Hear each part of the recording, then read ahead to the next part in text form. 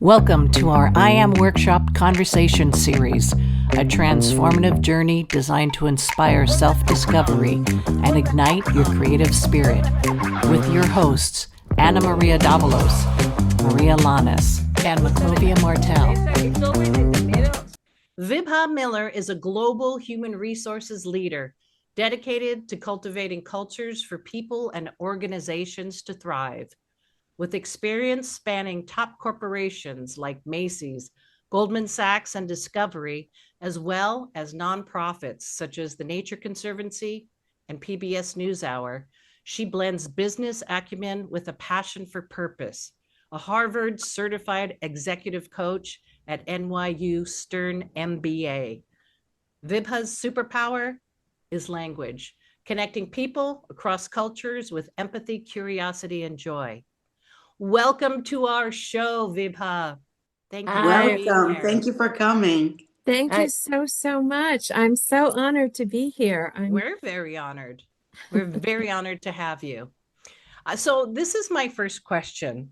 Can you tell our audience about a transformational experience that has changed your life? I would love to. So I shared with one of your colleagues when I met her first a story which I've shared with others, with Anna Maria, which I've shared with others, that is a sort of wow moment for me because it was also transformational and it sounds kind of funny to talk about it. And that's the story I'm going to say. So after I graduated from university, I grew up in a small university town in Connecticut. I moved to New York City, though I had lived in France for a year in between. So it wasn't like I was kind of stuck in the country my whole life. And I traveled quite a bit. And I got to New York and I was there to do my MBA. And while I was there, I was introduced to a play that was coming to Broadway during something that was called the Festival of India at the time. And this friend of mine was the principal negotiator for the Actors Equity Union and an actor herself. She said, you've got to interview for this. You never know, or audition. You never know what's going to happen and just give it a whirl. Well, she didn't really know all about my background particularly, but I had studied dance growing up. I was a rather good singer at the time. I studied guitar, and the household that I grew up in was very dedicated to the arts, performing arts, musical arts, dance arts, etc. So I auditioned. And the audition story itself is sort of a story within a story. If you've ever seen the movie Fame, it's an old movie. Yeah. It talks about these kids from the High School of Performing Arts and what happens to them. Well, there are a lot of moments in that movie that are kind of extreme. So my extreme moment, and it felt just like I was in that movie, was the audition took place at a loft in, I think it was sort of Little Italy, Soho adjacent. And it was behind this door. You sort of knocked on this door. There was no signage. Like, you didn't really know where you were. Opened the door, and there was this long stairwell in front. And the stairwell was lined with people, professional actors. And every time that door creaked open, whomever was on that stairwell would turn and stare you down because you are the competition. Yeah. So, it was basically a cattle call. So when our group was called, it was sort of in groups of people. So when we were called, it was this room where, again, directors, the dance choreographer, etc., they were sitting behind a desk. It was sort of like The Voice or The Apprentice or whatever it might be. They were sitting there judging, and we were all in rows, and it was very, very fast. There was a dance move that was like shown, and you do it. We didn't have to sing for the audition, but the dancing. And I had studied Indian dance growing up, so I definitely had a bit of an edge. And I think I was the only Indian in the room. This was the Pan Asian Repertory Theater, which is a very known theater group in New York. And it was the first time they were doing an Indian origin play. Normally they did more things from East Asia. So I auditioned. I had to pull together a headshot, got that ready. Went home, didn't think anything further of it. I was doing my MBA at the Stern School of Business at the time at NYU. So didn't think anything further of it. Well, I got the call like 2 days later. Okay, auditions start this day. Here's your schedule. Here's where you have to be, rehearsal, audition, sorry, not auditions, rehearsals, etc. So I just like froze. And here's the transformation for me. I I gave it a minute of thought, not a whole lot it took, and I called them back and I said, I can't do it. Oh, no. Why? And yeah, I can't do it. And that was a moment where I learned who I was. And who I was a girl who was very motivated about her career, very ambitious about what she was going to do to change the world. And being a sort of dramatic gypsy didn't fall into that for me. So it was not your purpose. It was not my purpose. And so, flash forward, I did my MBA, I got a job at Goldman Sachs, and we used to hire temps occasionally. And this gentleman came in and he was hired as a temp and he was lovely. And we started talking, and I said, oh, well, do you temp full time? No, I'm an actor. I said, oh, would I have seen you in anything recently? What have you done recently? So, well, I was in this play called Kashi Ram Kotwal. And there was another freeze moment for me. Oh my God. Because that could have been me temping and, being that nomad. That was his purpose, but it wasn't mine. And so I think the transformation for me was I had to figure out, or rather I had to identify in that moment who I was. And I think I'm very glad in retrospect that I was able to do that. Now, you could look at that and say, well, she didn't have the courage. What was her problem? She had this great opportunity. My roommate at the time was studying, she was in the film and drama school at NYU, and she had all these drama friends who were always in and out of the apartment. And one of them said I was completely crazy because I would have gotten an actor's equity card and, things people work years for to get. But it wasn't me. You knew it. So Yeah. I think the transformation for me was I was proud to know myself. I was proud to make way for someone whose purpose it was. Because back to that audition moment when I saw all those people on that stairwell staring me down, it wasn't really imposter syndrome because I did have the sense that I might be able to do it, but it was more about generosity. I didn't want to take away from someone who this was their life. This was never going to be my life. I had already made that decision. So I think my takeaways were many. It was know yourself, know your purpose, as well as recognize what do you want to give in life. And for me, it was generosity. It was authenticity. It was believing in what you can do rather than being in that moment so opportunistic without knowing what was ahead. And I'm, somebody who likes to plan. I like to know what's around the corner. And that was just more than comfortable for me. It was too much of a risk. It was too much of a risk. Yeah. And that's usually again, as the I said, artist's life. Yeah. Exactly. Yeah. Well, the beauty of it is that you had a choice. Absolutely. You made a choice. Yeah. And the And synchronicity. and normally people from corporate end up in arts.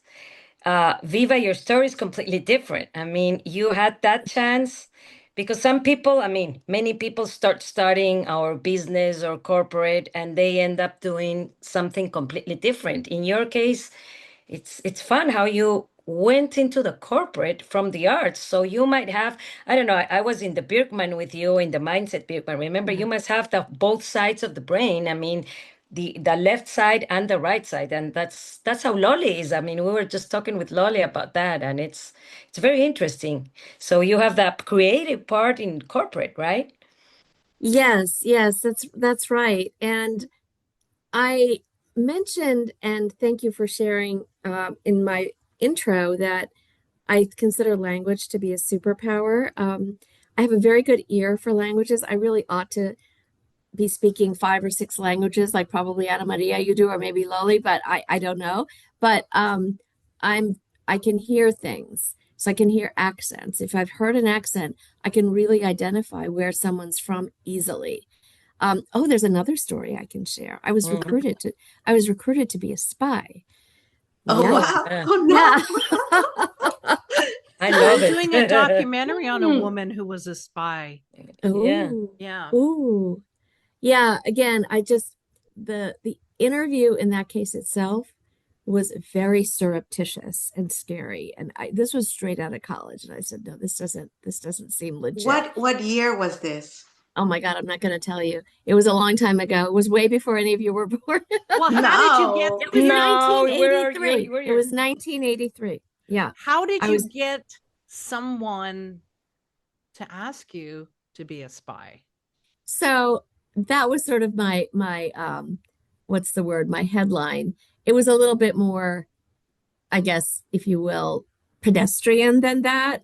So they recruited at my university, and Oh, they were really? especially interested in, it was the CIA, and they were especially interested in people with language skills. Ah. And people with language skills who look like me, who are American, who can blend in many different backgrounds, were very interesting at the So time. it just reminds me of when in college when you saw those wanted Yes. spies and then you pulled a little tab with the phone number. Yeah. Yeah, so in terms of languages, I like to hear, I like to speak. I speak French fluently. I speak passable Hindi, so it's not like I speak a lot of languages, but it's one of those things where I can tell a lot about a person. So it comes So, natural. It's very natural for yeah, you. That is yeah. so interesting. I'm terrible at languages. My mom spoke Spanish. My father spoke French. You didn't get either? Mm-mm. Mm-mm. Oh, They never spoke to me when I was a child. Later on, when I was a teenager, when I didn't want to learn, they started speaking, and I was like, I gotta go out. yeah. Yeah. My parents grew up with Hindi as their first language, but predominantly speaking English, Hmm. which was the language of instruction and just depended upon what sort of circles you were in. And so they really spoke English nearly all the time, even at home. But they would occasionally speak Hindi, and we were exposed enough to it. And when my kids were little, we had a nanny who is from India. In fact, she was just over the house. I had a Diwali party, and my Hindi drastically improved by having her in the house for 3 years. Oh, wow. I studied French for 12 years and lived there twice, so I should be able to speak it Yeah. by now. Where'd Yeah. you go Yeah. from there, from college? Yeah. So from college, I went straight to New York. I was just really bound and determined, as my audition proved, to be something in something very unfamiliar to me. And I grew up in an academic community. Nearly everyone was professors. There were really nobody who knew anything about business. And I said, I want to learn about business in the biggest commercial center and see sort of how it works. And I thought about export, import. I thought about things. And honestly, probably I say to myself now, I could have done more. That Broadway line, I could have been somebody. Well, Yeah. maybe I'm somebody else, than what You could knew, have yeah. been. And at that young age, Viva, knowing exactly that that wasn't for you, that's amazing because normally we are finding out right now at 50 something, this Yeah. is our, Yeah. our path. This is our purpose. How were you feeling that purpose when you were really, really young? Well, I know you have the Indian background. Do you believe in manifesting, in the purpose? What are your beliefs right now? Are you Buddhist? I mean, what is your spiritual part, or you don't believe in anything? No, I am definitely spiritual. My actual religion is Jainism. So my middle Mm-hmm. name is Jan. So many Jans have that as their name as well. That is Mm-hmm. my maiden name, and it's used as my middle name. So I am a Jan by birth, by blood, by upbringing, but we were never kind of dogmatic nor particularly ritualistic. And so I have more of an ethos than a following, I would say. Mm-hmm. more of a spiritual ethos, and a lot of principled um, decision making. Yeah. Yeah. That's right. Jainism's main concept is ahimsa, which is the sanctity of life, and Mhm. we don't believe in killing. Mhm. So most religions don't, but what I'm talking about when I say about Jainism's is really any living things. Mhm. And taken to the extreme, it's really extreme. So So you yeah, don't eat any meat, o sea, you're mostly vegans? so Jans are mostly vegetarians, and it's Mhm. probably the strictest vegetarian diet in the world, I would say. So interestingly, my mother was not a Jan. She was a Gupta, a Hindu. Mhm. And so Jans are a very small population. And so men can marry non-Jans to sort of grow the flock, if you will. Whereas Mhm. women don't typically marry outside of the Jan religion. So I'm an exception. I married not only outside of the religion, but I married an American. So my mother had grown up eating meat, and my dad had come to the United States in 1952 to study for higher ed. And there really weren't a lot of vegetarian alternatives at the time. But I don't think he really started eating much. And by meat, it was, you know, very kind of light for fish and fowl for the most Mhm. part. Mhm. So not red meat. But so yeah, I grew up eating it, and with an American husband who also eats, though not red meat, it just became, frankly, um, I guess you could say I didn't apply myself in that area. And there is an element of convenience, particularly with children. So I'm, I don't want to say I'm ashamed to be, but I'm not. I'm ashamed not to be, but I'm not a vegetarian. We are Excellent. okay with that. It's No, that's fine. okay. No, It's but You know, I the, love that fine. you kept your It's good. culture, you know, Yeah. that you Yes. and that art was part of your, bringing up, so that's important. I think So your it stepping gives stone. you it definitely, embracing two cultures is a beautiful thing. And Thank you've you. done it. Yeah. now the rest of the story. How did you end up doing what you're doing right now? I mean, well, Viva works with all the human resources, the companies you've been with, the transition to where It, you are now with that purpose. And what would be the purpose? Has it changed since 20 years, 30 years ago? yeah, so there are two things that I have always been kind of pointed towards. One is international understanding. When I was in college, I worked at the International Center. I grew up going there because that's the town that I grew up in. We had people of every corner of the earth in and out of our house growing up. They were there to be either students of my parents or there to participate in something that my parents may have been hosting. We were involved in the international fair every year. It was definitely sort of in my personal purpose zone. Mhm. The other thing is helping people thrive. So I'm not necessarily a helping person in the, social services way, but definitely in the way of how do you achieve what's best for you? Mhm. And so pulling those two purposes together, I had the opportunity to join Goldman Sachs out of my MBA and start with a team of people an international HR operations function for Goldman, which was expanding internationally in a big way at that time. So I was supporting our Japan office, our London office, our Zurich office, helped open the Toronto office, helped open the Paris office. So I was able to fuse those two things together. Mhm. And most of my career in HR has been doing international work. Right now, I'm in a very US focused organization, but we support gender justice. And so that is another, we're all about equality, primarily for women in terms of it's the National Women's Law Center, though I'm not here representing the organization, but it's the most lofty and beautiful place I could have joined. So those two things, international and the understanding of listening, hearing, opening up opportunities for people to participate, no matter who they are, what they came from, what they look like. And then now at NWLC, that sort of embodies it, but sort of throughout, it's been how do you enable and help others thrive? That's been my thing. So, not under the spotlight, not necessarily kind of on either side of the stage, but certainly quite adjacent. Yeah. Yes. Love And do it. you get to see the evolution of the people you help? Yes, absolutely.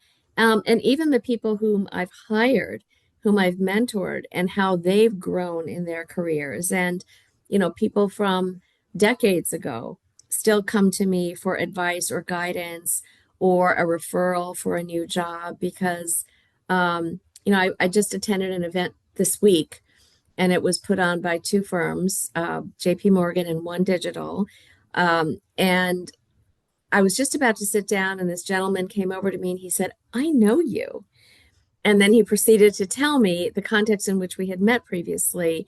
He was not sort of servicing my account directly, but he was on a team of people. So he said, I know you.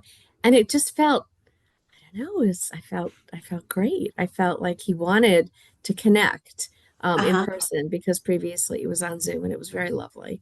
So I thought that maybe he makes me auditioned for the show too many years prior. So now, That's so rewarding. yeah, it's very rewarding what you're doing. I've had people come with me from job to job. Oh, So I've wow. had, I think, three people who've come with me for two or three jobs in each Mm, case because, we really work well together. We get things done. We have fun doing it. We respect each other. And no matter what level we're at or what expertise we have, it really completes the puzzle. And what kind of professions do these people have that you help mostly? I mean, what is their background? So my own team has been HR professionals, right? The people that I've served otherwise, and I can tell you some other stories there, but my own team, for example, one fellow I hired into his first HR position. He had never done HR before. He had been an accountant. He really, really was committed to getting into HR, and I took a chance on him. I said, you know what? I feel it. I think there's something special about this person, and he grew his career. He came with me to another company. He ultimately returned, and then we worked together again in the future. I mean, it was just this pathways, and he became an expert in compensation and then international and global compensation. So, for me, it's looking back and saying, it's like setting somebody free to just thrive and to be in open space and to fly. Mhm. Another individual, similarly, I hired him with really no HR experience. He had management experience in a retail setting and in a startup, but he said he really wanted to do this. And I gave, in all cases, those whom I've mentored the room to grow, the room not to be stifled, but with support, with learning, with growing, not throw somebody into a deep end, but rather equip them first so they have context in which to make good decisions so that they know when they've gone too far before they get there. So in other words, they know when do I need to really sort of phone a friend, consult an expert, so that I don't in any way derail the department, our reputation, and take a wrong step that you can't come back from. Yeah. Well, I think that's key because, it takes one person to believe in you and to make a difference, even Mhm. though when sometimes, we don't believe in ourselves, but somebody like you makes a difference, in seeing Yeah. something that we don't sometimes in ourselves. That's the question I was going to ask next, Lolly. Woman. Um, we come from third world countries, Viva, Ecuador, Loli also, and well, Maclovia is American. But women in Ecuador were more, I mean, we've been brought up in a more conservative way. I remember from the 80s, we're from the 80s. And yeah, I had many friends that their parents wanted them to study, 2-year college, maybe go to Europe and get married. I mean, that was it.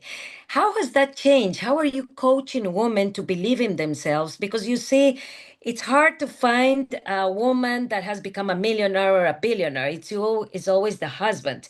Why is that? Do you think it has to do with self-esteem, the way that we were brought up? I mean, how do you see this? Especially you from India, that you must see a lot of different kinds of mindset, right?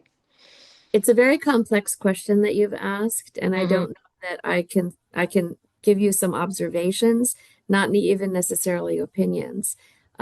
Yes, I was born and brought up here of Indian parents, and my parents were, I would say to this day, the most evolved and open-minded people I've ever met of any culture.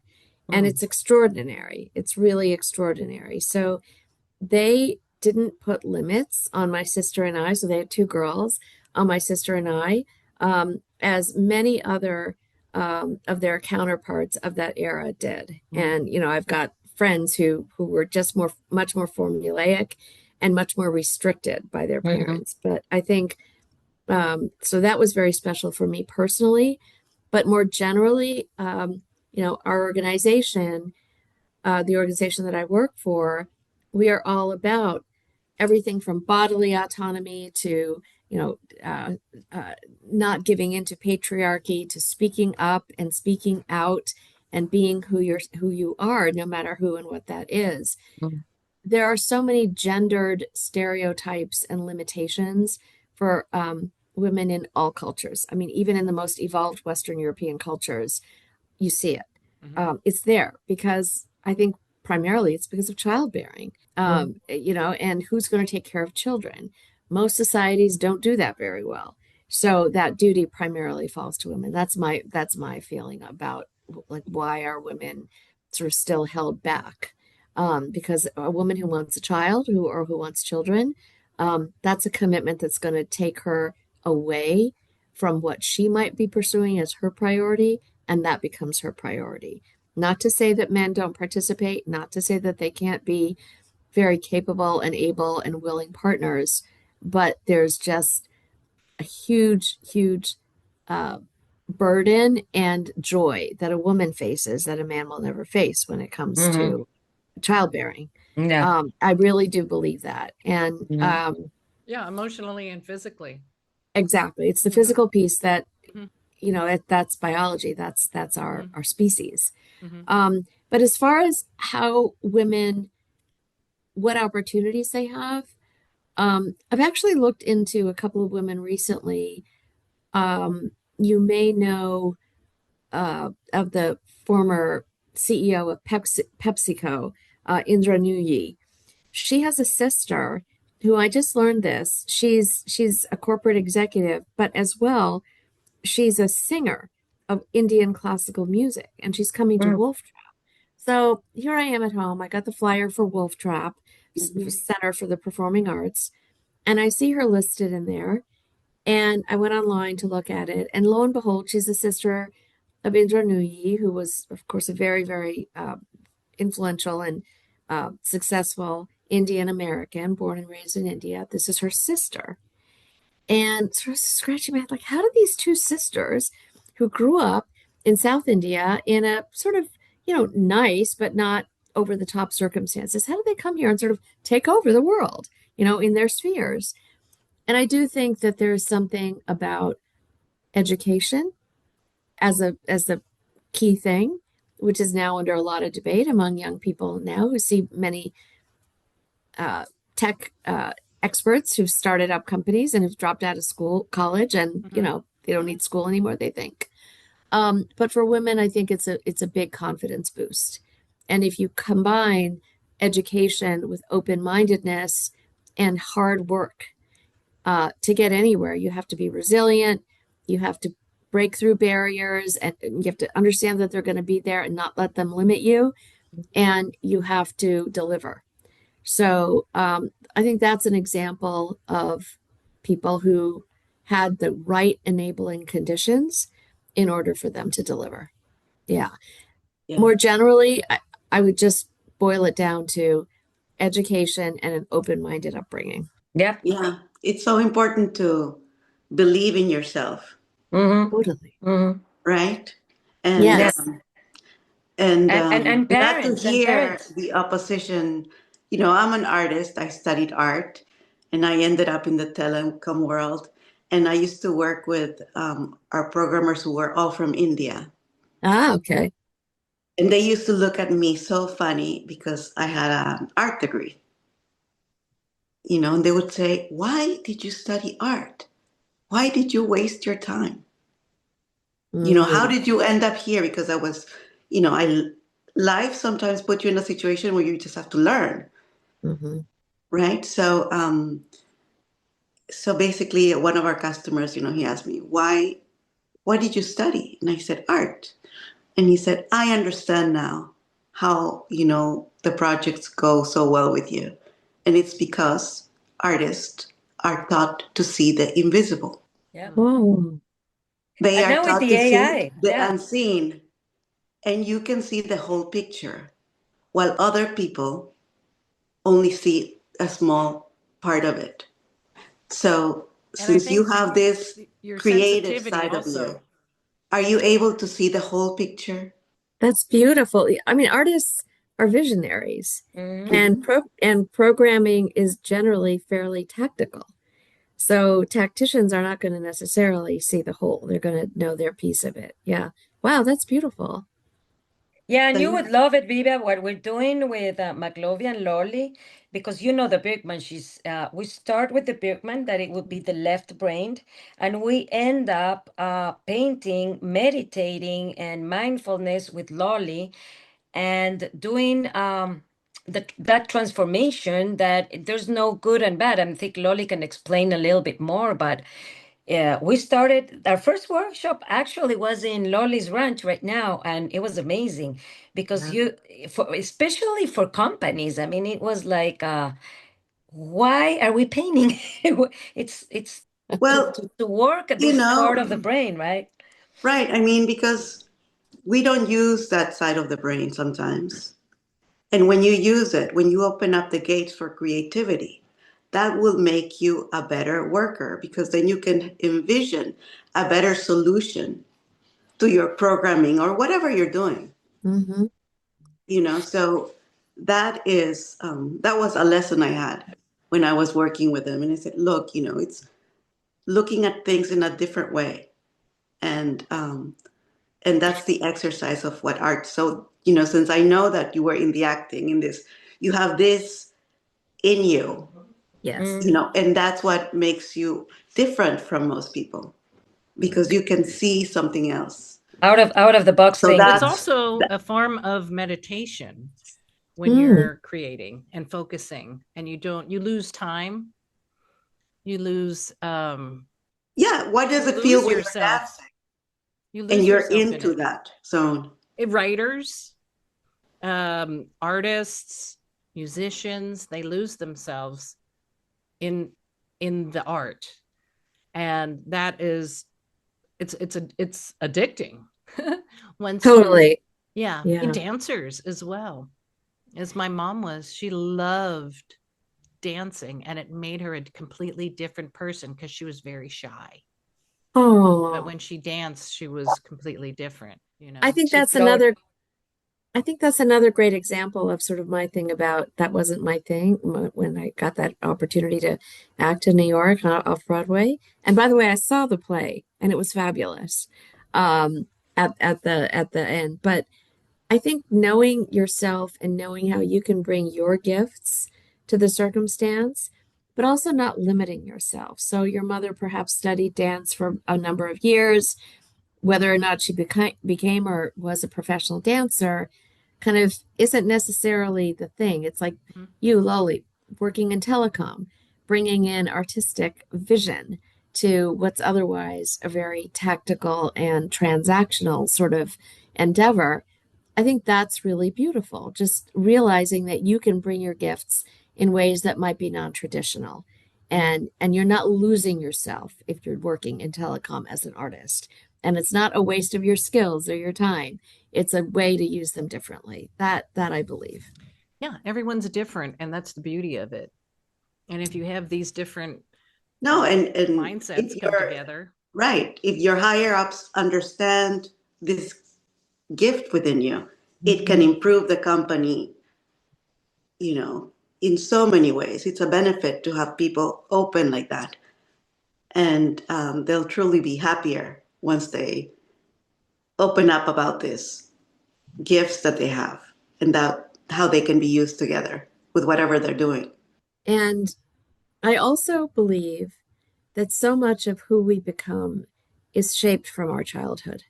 Oh, yes. And I say that more and more now as I am farther from childhood.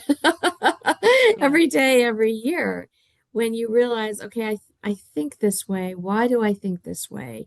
Was I conditioned to think this way? Or is this just something that's in my DNA? So if you start asking those questions and unpacking kind of how you present yourself, what you think is acceptable or not acceptable, education is one pillar for sure, but I think the bigger pillar is your upbringing and the circumstances of your upbringing. That's not a limitation. That's not, it doesn't confine you to something or the other, but it's definitely a huge influence on what you do later, I believe. Yeah. Yeah, And beautiful. what would you tell your little self Good question. now that you've done all of these amazing things? I honestly, I would tell my little self to not take myself as seriously as I have for a lot of years. I think HR as a profession has put me in a situation where I've had to be kind of the boss. You know, I tell people what to do and how to do it right, and I'm the one that has to tell them when they've done it wrong, at the very human level. And I think lightness really kind of helps you connect with people as well. And so I've sort of had to lighten up. And Mhm. that's a good thing. Yeah. Flexibility, yeah. And Mm. it's like the book we were reading, let them. Because sometimes we think that we need to be there.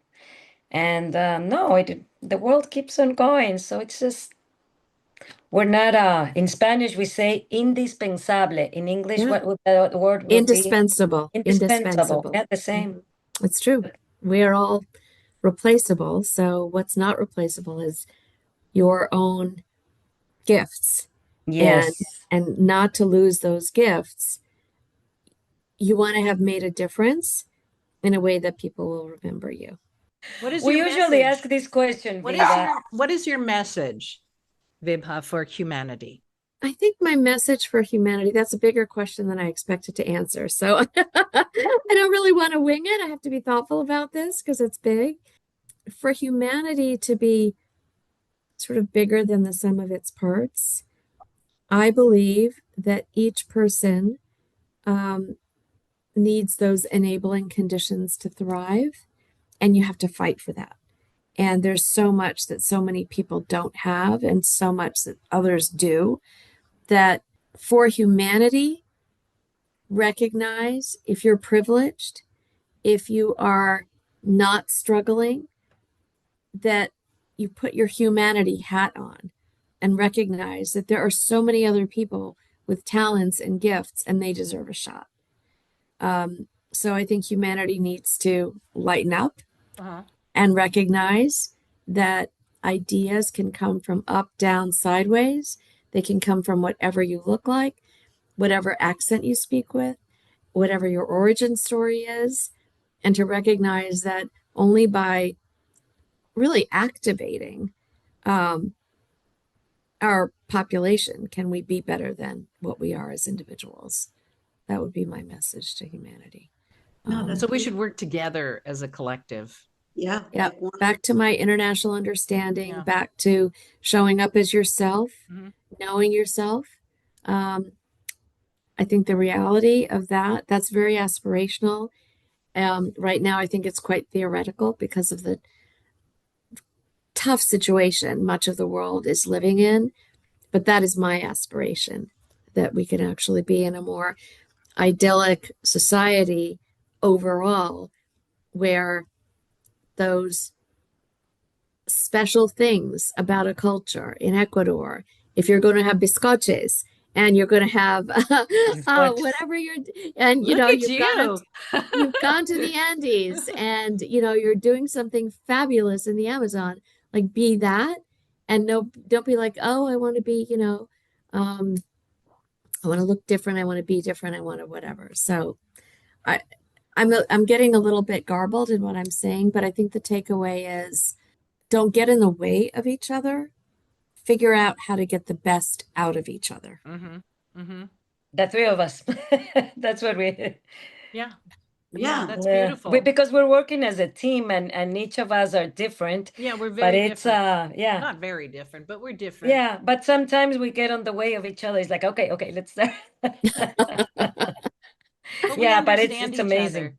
And Yeah. that's the thing. That's important, understanding someone else who you work with and what can you gain from them to Yeah, make and it more respect. powerful, more a stronger environment. Respect, and I always tell, for example, the teachers that I work with, when we do art projects, I tell them, creativity is sacred. You don't tell anybody how to finish their drawing or their painting, because the moment you interrupt, you might destroy it with your input. And I think that applies to anything we do.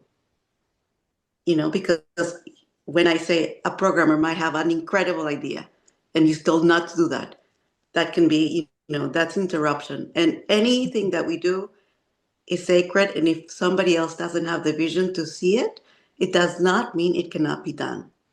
It doesn't mean that someone has the right to take away the worth of that Yeah. gift, right? By saying no. It's like a child when they show you a drawing and then you're like, oh, it's beautiful, instead of saying, well, you could have you could have made the tree green. Like, no, just let the kid just let them. No, I mean, and that's a problem, them. it comes out when they're little and they bring up this, insecurities into what they do in the future. So I think. Yeah. Here's a question. Did you sort of go back to the arts, or do you just have it all the time with you? I think, honestly,